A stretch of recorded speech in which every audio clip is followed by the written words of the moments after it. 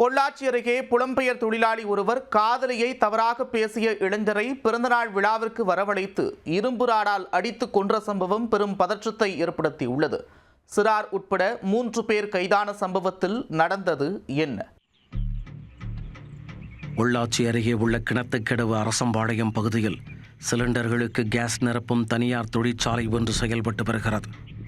இந்த தொழிற்சாலையில் மத்திய பிரதேசத்தைச் சேர்ந்த தொழிலாளர்கள் 12 பேர் தங்கி பணிபுரிந்து வருகின்றனர்.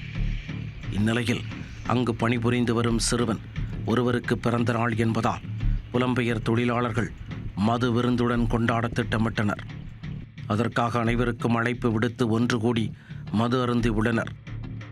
அப்போது மது அருந்திய சிலருக்குள் திடீரென வாக்குவாதம் வெடித்துள்ளது.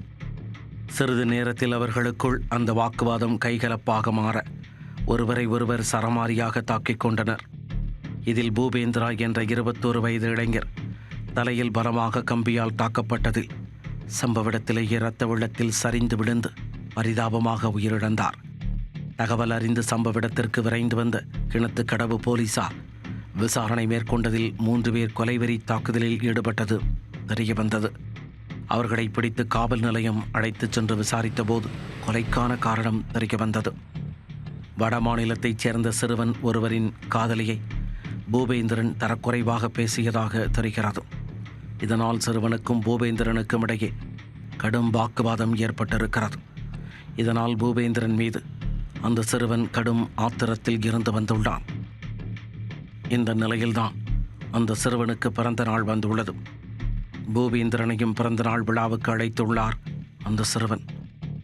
அப்போது மது போதையில் இருந்த இருவருக்கும் இடையே மீண்டும் வாக்குவாதம் ஏற்பட்டுள்ளது. ஏற்கனவே ஆத்திரத்தில் இருந்து வந்த சிறுவன் போதையில் இருந்த பூபேந்திரனை இரும்பு கம்பியால் தலையில் பலமாக தாக்கியது விசாரணையில் தெரிய வந்தது. இந்த சம்பவத்திற்கு ஆதரவாக இருந்த மற்றொரு 17 வயது சிறுவன் மற்றும் சாரூப் என்கின்ற 20 வயது இளைஞர் உட்பட 3 மீதும் கிணத்துக்கடவு போலீசார் வழக்கு பதிவு செய்துள்ளனர். காதலியை தவறாக பேசியவரை பிறந்த நாள் விழாவுக்கு வரவழைத்து அடித்து கொலை செய்த சம்பவம் வடமாநில இளைஞர்களிடையே பெரும் அதிர்ச்சியை ஏற்படுத்தியுள்ளது.